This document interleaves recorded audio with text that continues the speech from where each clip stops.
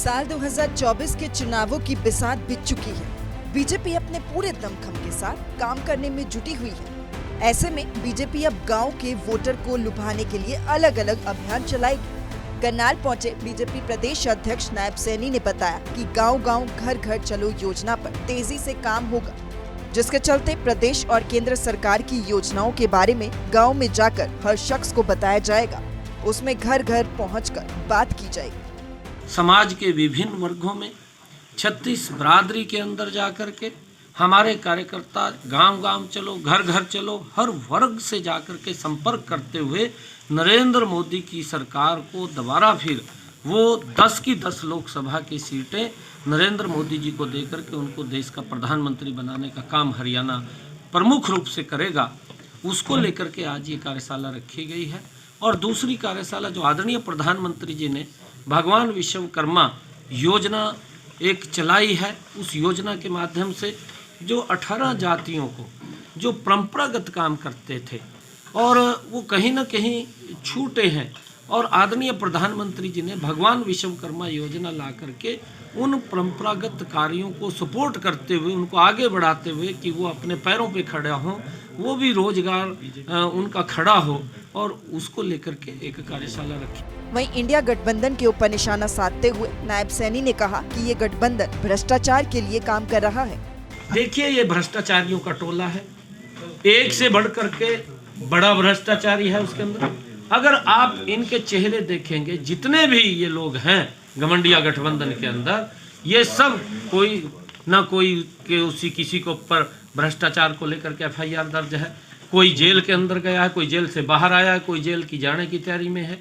ये सारे के सारे ये भ्रष्टाचार के लिए काम करते हैं। ये सोचते हैं कि हम लोगों को प्रलोभन वाले नारे दे करके उनको गुमराह करके हम वोट बटोर लें और उसके बाद लूटने का काम करें। एक भी व्यक्ति ऐसा नहीं है जो इसके अंदर भ्रष्टाचार में फंसा न हो। हर व्यक्ति भ्रष्ट। उधर राहुल की न्याय यात्रा को लेकर भी नायब सैनी ने तंज कसा। कहा कि 55 सालों में न्याय नहीं दिलाया तो अब क्या न्याय दिलाएंगे। 55 सालों में राहुल गांधी ने न्याय नहीं दिया। इन्हीं के परिवार का शासन रहा है कांग्रेस का। लोग लाइन में खड़े होकर के गैस का सिलेंडर लेते रहे, टेलीफोन का कनेक्शन नहीं मिलता था, ये न्याय था क्या? लोगों को रास्ते नहीं थे। अटल बिहारी वाजपेयी जी ने आकर के प्रधानमंत्री सड़क योजना बनाई, गांव को गांव से जोड़ने वाली योजना बनाई। अरे आपने पूर्वज से न्याय कहाँ दिया? आपने तो आज तक न्याय नहीं दिया किसी को। न्याय तो भारतीय जनता पार्टी ने दिया, न्याय तो अटल बिहारी वाजपेयी जी ने दिया, न्याय तो नरेंद्र मोदी जी ने दिया। आपने न्याय नहीं दिया है लोगों को। न्याय तो भारतीय जनता पार्टी है जो लोगों को न्याय देने का काम कर रही है। वहीं कांग्रेस में गुटबाजी किसी से छुपी नहीं है। इसको लेकर भी नायब सैनी ने जुबानी हमला बोला कि कांग्रेस की सरकार बनते ही भ्रष्टाचार होता है। कांग्रेस के अंदर एक बड़ी गुटबाजी है, और गुटबाजी इतनी ज़्यादा चली गई है कि 2 धड़े बन गए हैं, वो आपस में नहीं मिल सकते। इतनी धड़ेबंदी कांग्रेस के अंदर हुई है, वो आपस के अंदर एक दूसरे के ऊपर छीटाकशी करना, एक दूसरे के ऊपर आरोप प्रत्यारोप करना। ये कांग्रेस, क्योंकि ये कुछ लोगों को साथ लेकर के चल रहे हैं, इनके पास संगठन नाम की चीज़ नहीं है। कुछ व्यक्तियों को साथ लेकर के, और कोई भी कांग्रेस इसलिए सत्ता के अंदर प्रयास करती है मेरे ख्याल से कि भ्रष्टाचार हो। मैंने देखा है कि कांग्रेस की सरकार जब भी बनती है तभी भ्रष्टाचार की गति तेज हो जाती है। लोगों को बड़ी दिक्कतों का सामना करना पड़ता है।